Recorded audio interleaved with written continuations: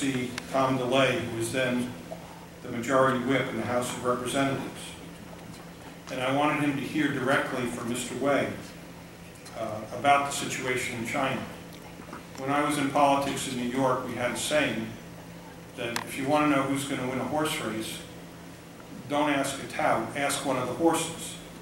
And Mr. Wei was the leading racehorse.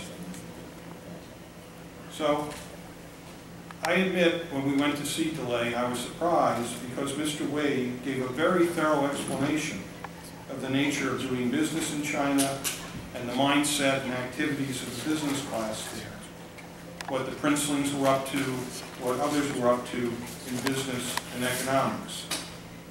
And at that point I realized, it was 15 years ago, that his thinking on democracy went beyond politics to a grasp of the essential element of free markets, free and open markets, as a concomitant part of democracy.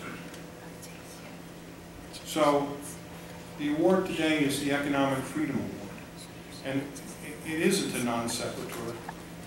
Mr. Wei has been thinking about economics and trade and business these many years, and those of you who get his newsletter or follow his writings know that very well. So with that, I'd like to ask Mr. Wei to stand.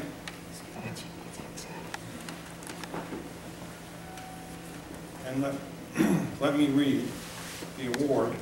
It says, the U.S. Business and Industry Council proudly honors Wei Jingsheng, a champion of economic freedom, an exceptional advocate for the balanced trade relations between the Chinese and American peoples. Thank you for accepting our award.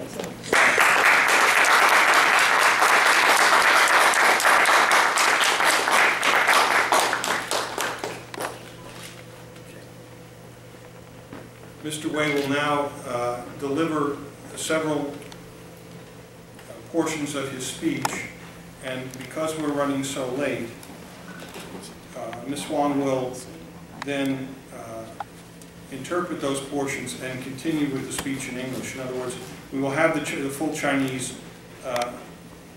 available, but it won't be the full Chinese won't be presented right now. Part of it will be presented, and then Ms. Wang will go through the majority of the speech.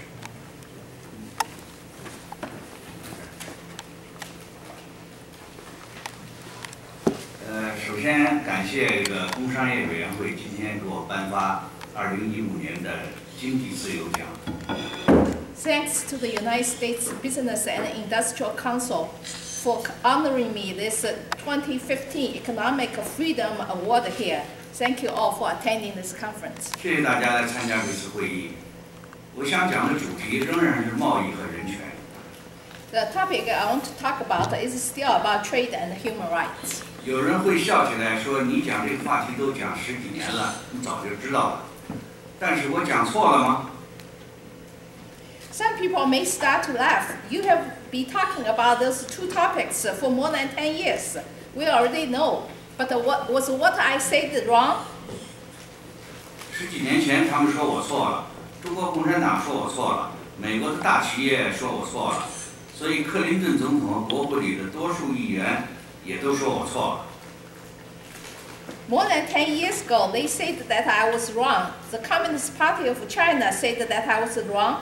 The big U.S. business said that I was wrong. So President Clinton and the majority of the U.S. lawmakers also said that I was wrong. 他们给了中国永久的最惠国待遇，也就是后来叫做 PNTR 的主义，并且进入了世界贸易组织，也就是 WTO。 They gave China the permanent MFN status, later called as PNTR, and let China enter WTO. 下面我们来简单的回顾一下，看看到底是谁错了。由我的助手来用英文替我讲完，这样节省时间。 So I'll save the time and start to tell you the rest. Let me briefly recall the past to see in the end who was wrong. I said that the Chinese Communist Party would not improve human rights in China.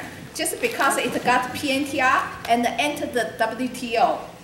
15 years have passed. Now the whole world has seen that human rights in China have not only not improved, but are moving backwards towards a more authoritarian regime. The Chinese people think a younger Mao Zedong, called Xi Zedong, is restoring Mao's ear. Xi Zedong is Xi Jinping's nickname by the Chinese netizens and is accepted by all. I said that the Chinese Communist Party would not automatically enter a democratic system due to economic progress, as some have proclaimed. 15 years have passed, and we still see the one-party dictatorship of the Communist Party. The communist regime in China claims it is the most democratic system in the world, a true democracy. Xi Jinping is launching a mandatory campaign called Prohibiting the Promotion of Decadent Value of the Westerners. Many informers have received rewards for that, even those who tease themselves by fabricating lies not to get promoted and rich. I said that the Chinese government would not abide by trade rules. Instead, it will destroy those rules in order to make trade unilaterally favorable. This is because China is a normal society by rule of law. 15 years later, China has not changed its character of being unreasonable.